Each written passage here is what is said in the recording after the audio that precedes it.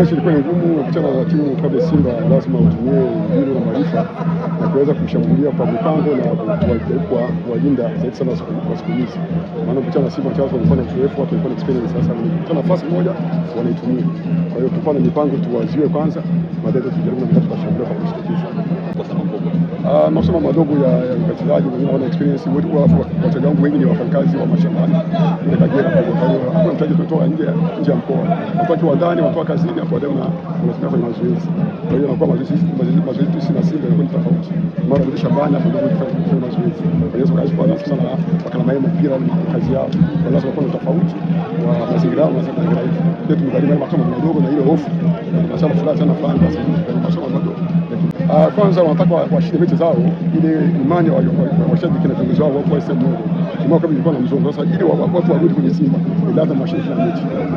Kwa hiyo walipotea mechi, washinde mechi, ile washabiki warudi na viongozi wao kitu kimoja. Ndio nafasi yao ilikuwa nzuri kati ya uwanja mpaka mbele. Ndio kwa hiyo na michuano hii inakusaidia kiasi gani ukirejea kwenye michuano yako? Nafikiri hata wachezaji wangu wameona, kuna vitu wamepokea kutoka kwa wachezaji walikuwa na uzoefu kama kina Maema au kina Hino, watu walikuwa na mbinu nyingi za kucheza mpira. Kwa hiyo kuna kitu nilifundisha na mimi kama mwalimu, kuna kitu naangalia mimi ili kienda mwaka kesho na kuja vipi na mimi kitu kingine ili kukabiliana na timu kama Simba au Yanga au Azam. Mimi nafikiri na hii mechi ni mechi ya 4 tunacheza na Simba.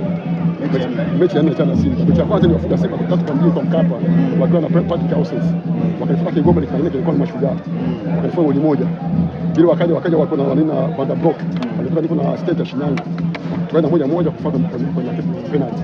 Kwa hiyo nawajua namna gani Simba namna gani inaweza kukutana Simba. Kwa hiyo Simba ndio na Simba ni mechi ya 4 leo. Kwa shukrani na hofu, hata vijana wanasema twende tucheze mpira, najua Simba wanataka nini na sisi tunataka nini. Sio na hofu. Kwa hiyo ni mechi ya kawaida kwangu, maana nishajizoea hii mechi.